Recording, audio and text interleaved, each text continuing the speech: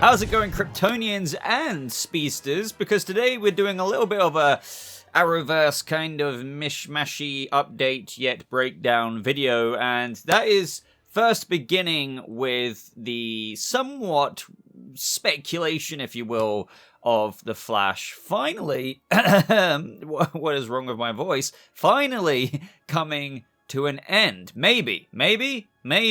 And that is something you may have heard, and we're going to dig into that, but then also we're going to be getting into some teasers for Superman and Lois Season 2, Episode 10, because some new teaser photos look really interesting. So let's start off with The Flash. By the way, if you're brand new here, do subscribe to stay up to date with any kind of news, information breakdowns like this. But with The Flash, as you guys know, as of this season now, I've kind of stopped reviewing it regularly, even though I did say in my last review that I would be doing some revisiting reviews every now and again, so maybe one will pop up next week because I need to binge a few episodes and get up to date with, you know, what's been going on so far. But this, I guess, now leads into, oh, The Flash could be ending anyway next season, which has been something on quite a few people's minds anyway. I mean, I originally thought that, and I've kind of been saying that The Flash should probably end in Season 8.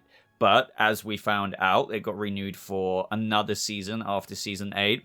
And it just looks more and more like it could be the case now due to recent information that Season 9 could be the final, somewhat Arrow Season 7-esque season, or was it 8? Sorry, 8, with regards to an abbreviated, what is being described as an abbreviated season. So you may be thinking, well, what's going on here? So here on Sci-Fi, and they're taking some reports which are going everywhere. So The Flash could end with shortened Season 9 as longtime cast member exits the CW series. Now, we have good old Papa Joe no longer as a series regular in Season 9. Now, as you guys know, if you've been following The Flash, or even if you don't really watch it anymore, you'll know that Joe has always been quite an integral part of the show, a really big character, and a character I've always loved, despite my, you know, interest wavering in the show throughout recent years. Joe is quite a backbone, you could say. And now it really does feel as though Season 9 is kind of, I'm not saying it's on crutches or anything like that, it's just I'm trying to find a word that it just feels like it is coming to an end. And with this news of how we have Jesse L. Martin going on to another show, although he will be appearing in multiple episodes of Season 9 still. So, like, it's just that he's not going to be a regular, meaning that he's not going to be in every episode or most of the episodes, but he will be in Season 9 as of when needed, reportedly. Now, The Hollywood Reporter here says the CW renewed The Flash in March. While no formal announcement has been made, sources say there has been talk of the series coming to a conclusion with an abbreviated final season. Now, an abbreviated final season, let's get onto that. So that could mean just obviously less episodes to the extent of just a few, but I do think that maybe it should just have like a 10 episode run, in my personal opinion, kind of like Arrow. Don't do a backdoor pilot into the Nora and Bart show. I wouldn't be surprised if they wanted to play with something like that. The reason why I don't want anything like that to happen anyway is because Arrow had the Green Arrow and the Canary show, which most people weren't interested in. Of course, it did have some audience there, but it was just, yeah, and then, like, we wasted quite a bit of setup in Arrow's final season for that spin-off show that never came to fruition, when we could have had a lot more cool things with Oliver Queen, with Stephen Amell. This is on top of, as well, just some more kind of, I don't know if you want to call it supporting evidence, but on Candace Patton's story, a little while back now, around about a week ago, but it goes with, and this is kind of normal anyway when you're at this point in the show when renegotiating contracts for coming back the following year. Candace Patton did a little bit of a Q&A, answering a few questions. Are you back for Season 9 of The Flash? I'm not ready to say goodbye to Iris West Allen. And she replied, not quite sure. One day at a time. So she probably is. I mean, obviously, but she kind of wanted to put that out there because it's like, well, you know, I'm kind of renegotiating right now kind of thing. Don't want a proper, you know, so she will be back. It's not like Iris West Allen, unless, to be honest, with her little time sickness thing going on at the minute, if she wasn't going to come back for the final season, that'd be kind of mind-boggling. So I think, you know, a lot of the arrows are kind of showing right now that The Flash is most likely ending in Season 9. And I think, to be honest, like, I love the cast. I think Grant Gustin's a great Flash. The bottom line is, I do feel like it's past its sell-by date, but that's not necessarily what stops a show sometimes, because I've been a big Supernatural fan, and I think even Supernatural fans will agree that there have been seasons that felt like, okay, like this feels like a filler-esque kind of season with the grand amount of seasons they had. It felt like it would be suitable to say at times that even Supernatural, even if you prefer the season after a season that you might not have liked, kind of felt like past its sell-by date at times as well. And The Flash is most certainly there with a very, very vocal part of the fan base, myself included. It just kind of dipped off. It dipped off. So do end it in season 9, in my opinion. Go out with a bang. Make a great kind of last 10 episodes. Don't make it 16. Maybe, I mean, I could see them going to like 14, 15 or something like that. But yeah, I think that's more or less everything I've got to say. It looks like it's ending. We've got Jesse L. Martin going on to another show. Shuri will pop up when he's needed. We have other stars like Candice Patton and Daniel Panabaker renegotiating their contracts. Makes sense, though, to be honest. They will be back, most likely. But one thing I do want to echo, despite whether you're watching this right now and you're a huge Flash fan, I don't think it can be denied. And I know this isn't a popular kind of comment to make, but a huge part of the audience, I think most people will agree that with recent seasons, the execution and everything like that, it's from the momentum it once had, it doesn't even have a granny's pace in what it once had. I can't really begin to explain it. Sure, it's had cool moments here and there. I've heard that the most recent episode had a cool moment at the end. I'll see for myself, but I think it's time to kind of out with the old, somewhat in with the new. Superman and Lois, for example, has got like this new formulaic approach and identity from that of the old Arrowverse shows. We've got more shows coming, which I hope kind of take the approach that Superman and Lois has done to not adhere to old Arrowverse kind of things. It's very plot driven. I really enjoy it, and it sets itself apart from shows like The Flash. So I'm hoping that with new shows such as Gotham Knights, I really have no idea about that yet, but it's coming from, Danny Cannon. He was one of the creators of Gotham, Fox's Gotham. I just hope that they really do kind of step up the quality there. The CW shows need it. Not really speaking about Superman and Lois here or Stargirl. They had a new formulaic punch to it. Stargirl came from DC Universe that already had separated itself in its approach to the way they shot episodes, how plot-driven it was from that of CW episodes as well. So with maybe The Flash going out next year, do the same thing with Gotham Knights when that comes along, and bring in a new brand of quality to match at least that of Superman and Lois and Stargirl. I'm not saying they're the best shows on Earth or all time, but they definitely are a few steps above, Batwoman and The Flash and stuff like that down here. Alright, so for the Superman and Lois part of this, as you guys know, the next episode we are getting into the inverse bizarro world of things. It looks like there's going to be a little bit of flashback stuff going on, or the episode will be taking place in a time before we had the bizarro Superman looking so corrupt and evil through maybe inhaling things like kryptonite.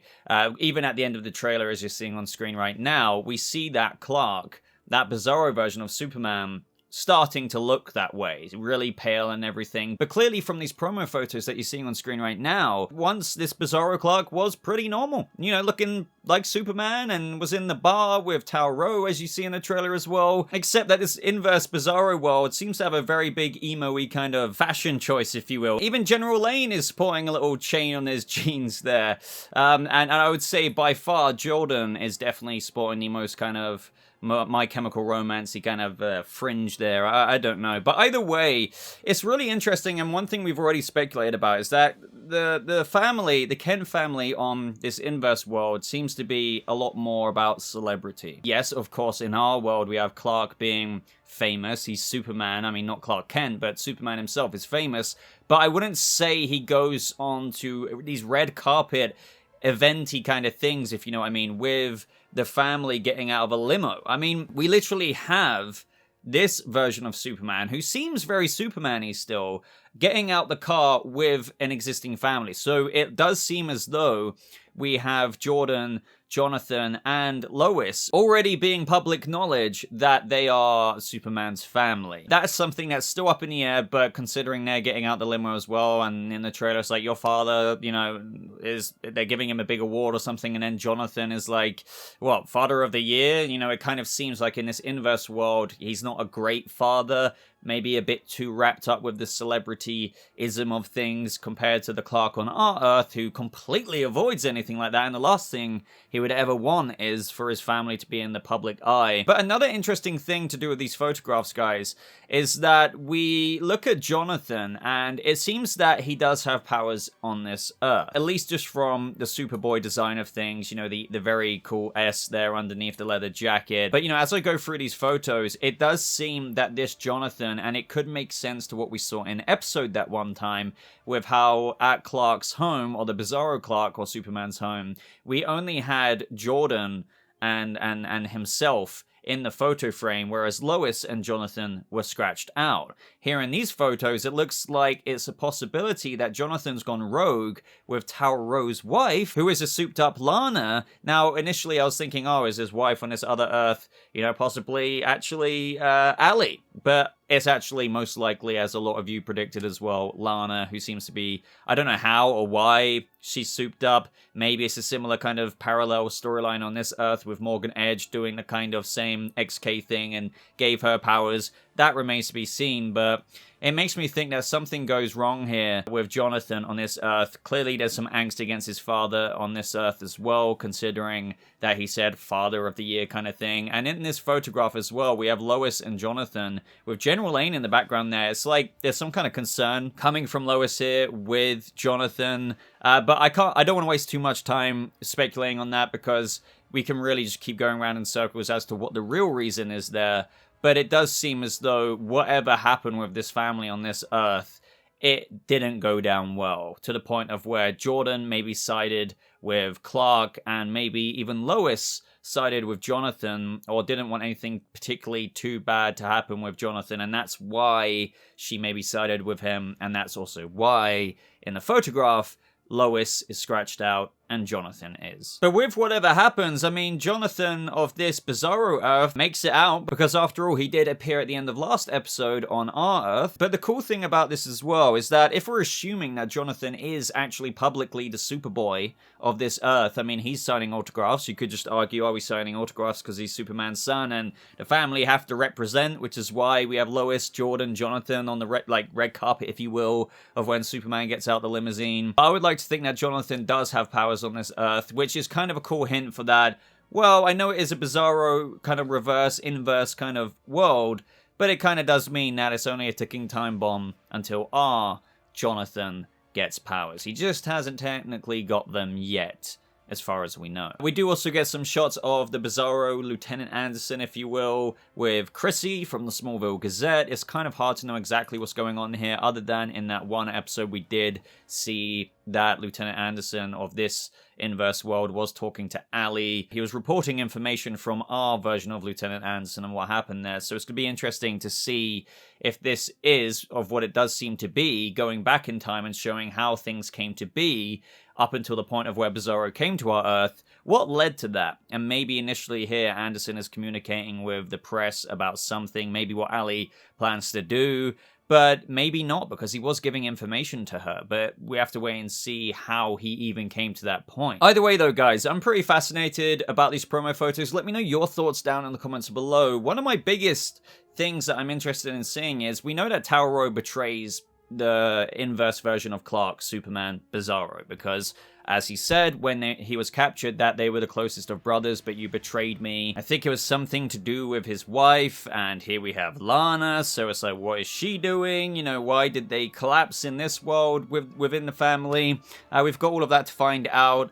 So again, let me know any theory you have, expand upon whatever I said. Maybe I forgot to mention something, but you know, at the end of the day, these are just promo photos that give us a little bit more of a glimpse. But also, let me know what you think of the Flash situation possibly ending in Season 9. Do you think that it should end? Do you think that it shouldn't end? Are you kind of like, look, at the end of the day, if a few 100,000 or so people were tuning in, may as well just keep it going if the actors want to keep it going. But in my books, I think it should end.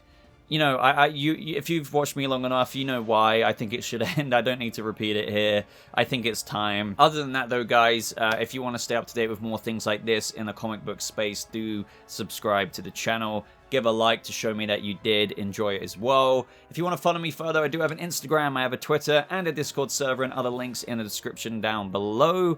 But I think that's everything, so thank you so much for watching. I hope you all have a lovely rest of your day, and I'll see you people of the Arrowverse in the next video. Goodbye.